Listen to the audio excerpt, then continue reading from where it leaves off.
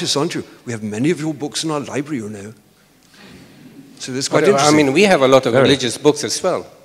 We have a lot of catechisms, and they are extraordinary because they are sins that are crying out to heaven for vengeance. And we read this extraordinary, extreme stuff. And we have full of what we call, I mean, we are not anti the idea of the suffering Jesus. We have full of Jesus heads in our house. We even have one that is extraordinary, like a self-portrait of Jesus, what we call, done maybe by Samuel Palmer. That is extraordinary. So it is we like the suffering person. We just don't like when they create a dogma. Sure, but it's all right to have beauty and faith and understanding that it extends to the hospitals and the schools and the universities, but we don't want a religion that's going to beat us up. Is art, though, has art become a surrogate religion? Oh, yes, in some way, I think. It's another way of thinking in a broader way. Yes, searching. It's a kind of search. And is that your religion? I mean, if you confess to having one, that would be it. It's our second, yeah. Your second religion. There's about 5 minutes left, and I'm under strict instructions to stick to time. And I'm conscious that I've monopolised Gilbert and George. I've got plenty more I want to ask them, but are there questions from the floor? Do people have questions they'd like to fire at Gilbert and George? Maybe that's the wrong phrase, to give to Gilbert and George rather than fire at Gilbert and George. Maybe we didn't discuss how we make our pictures. We could do that. It seems there are no questions anyway. Oh, great. Well, I'll use the time then. I mentioned the computer, and you said you haven't talked exactly about how you make the pictures. There was a big shift, but basically what is the process of making your pictures in the past and then after 2003 in the computers, and how's that changed it for you? Both ways are very connected. Gilbert, you can explain better how it transferred over from one form to another. It's very simple, because first we create what we feel the subject that interests us, and we start to take images.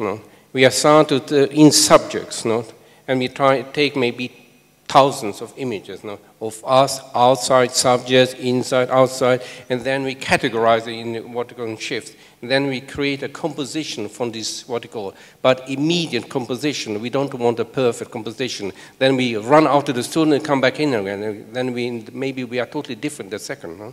That's how we do it. And now we are doing it with computer even faster because it's really in front of your face. You don't even have to go up ladders on the studio, on the wall. We used to have enlargers, and we used to have masking of pieces. Now we don't have to do that. It's just an extraordinary machine to make art for us. It's just so direct and so near to your brain. But is the process a journey? Do you have a strong sense once you begin what the picture's going to look like, or is it? Yes.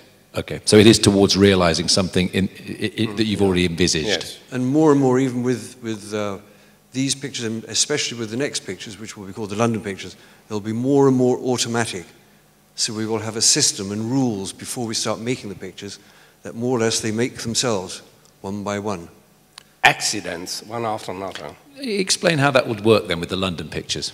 With the London pictures, it's comparatively simple to explain because we collected over a 6-year period the posters outside of newsagents' shops which tell what's in the newspaper that day. So it might say, woman raped in park, man killed on tube, boy killed on cycle.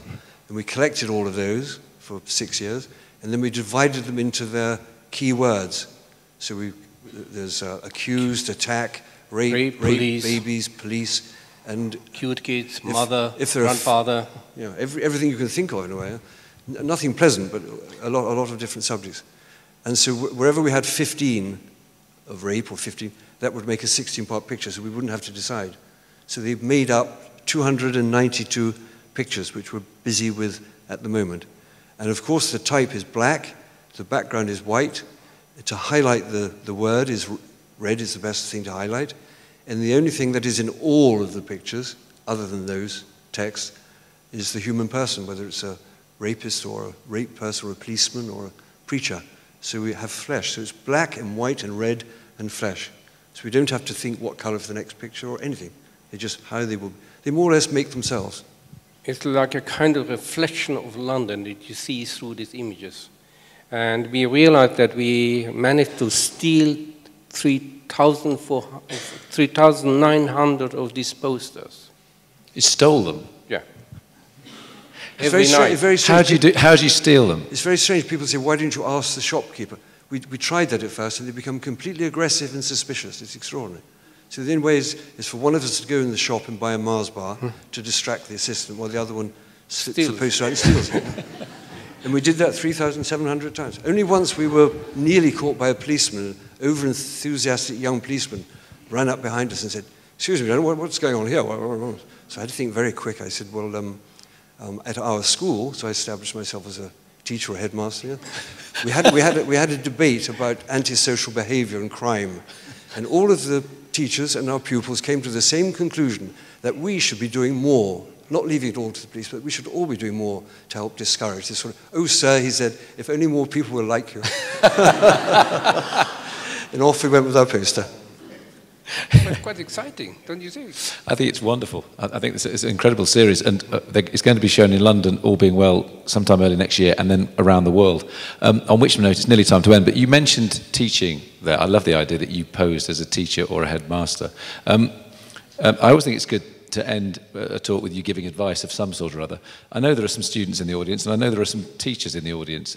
What would your advice be now to young students just starting out 40-odd years after you did in this larger, extended art world that you've described? We have always the same reply.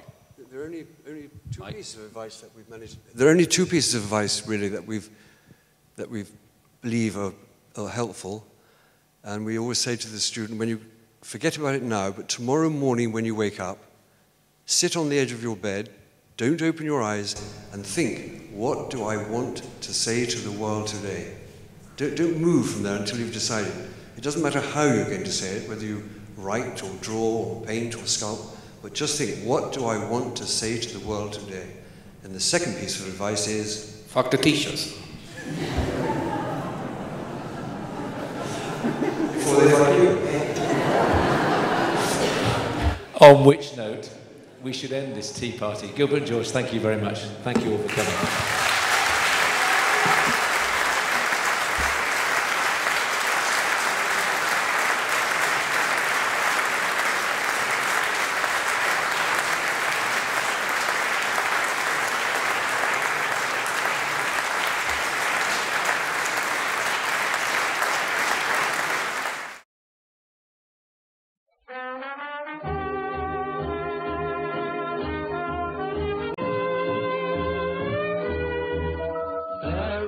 We never start for boys they can keep.